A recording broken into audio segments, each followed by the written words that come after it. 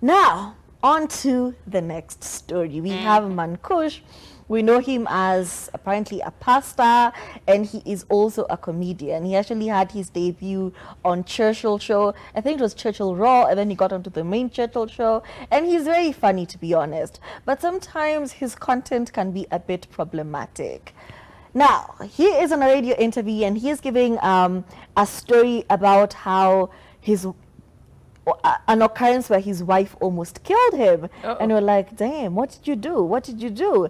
And then he also, tells us that his wife was actually pregnant at the time. So he's telling us a story about a time when his pregnant wife almost killed him. Okay, I want to know what is happening, because women are not crazy. You just can't kill somebody out of the blue.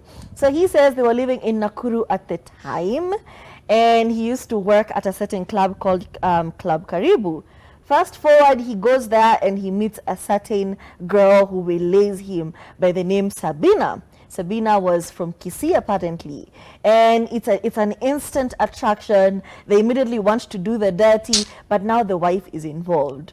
So he goes home and he tells the wife, hey, can you please go to my auntie's house?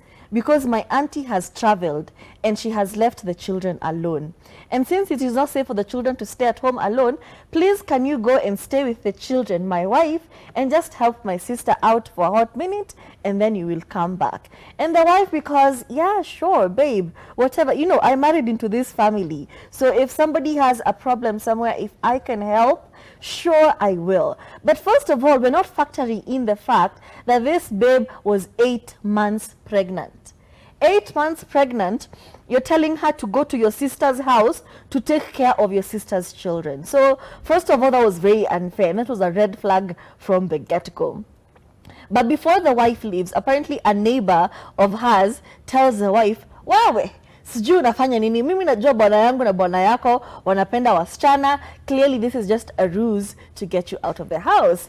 And the wife was like, yeah, exactly, the timing was suspicious. It really does not make sense for a pregnant woman to go to another woman's house to take care of her children. The math was not mathing. So the wife decided, she told the husband, okay, I have left, nimeenda, nimesafiri, I've gone to your sister's house, all is well.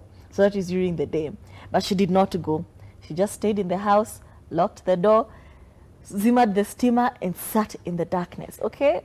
Here comes Kush and his new girlfriend, Sabina, from the clubs, okay? He used to perform at the club. So here they come from the club, they're drunk, they can't wait to get into each other's pants. Wanafungua mulango. Whom do they see? Then the wife. So he says, first of all, they were intoxicated. So, you're coming, how my intoxicated neighbors usually make noise kwa stairs usiku wamekuja. So I can just imagine, they're coming, they're merrymaking, they're having trouble opening the door. Whole time the wife is just sitting at the bed saying, here comes the bastard, here comes the bastard. And she's pregnant. So they come in, they wash her the tar. He said at the time they didn't have electricity. They were using that kerosene lamp. So anawasha tar. These are two drunkards. They have still not noticed that this woman is seated at the edge of the bed. When the tar was lit, and they zoomed, and they saw her, he says the tension in the room. It's just, you could cut it with a butter knife. It was just that thick. This woman decided to unleash horror upon them, and she beat them up proper. And there's nothing as satisfying as just beating up drunk people, because first of all, you can't defend yourself. The coordination missing. Why are you defending yourself against a pregnant woman? That's another thing. So she beat them up black and blue. It was a whole thing. Him and his girl, he took his girlfriend and they ran away. They locked the house and they ran away. They left the wife inside the locked house and they ran away. And he says, without missing a beat, after leaving his pregnant wife at home, they went to the other side of town and got a hotel room where they spent the night together. And then he went back home to his wife. And the whole time I'm reading this, I'm like, the audacity for you to tell this story, the audacity for you to admit that you left your pregnant wife at home and took this babe to a hotel room and spent the night with her, and then come back and say, but I am glad my wife forgave me afterwards.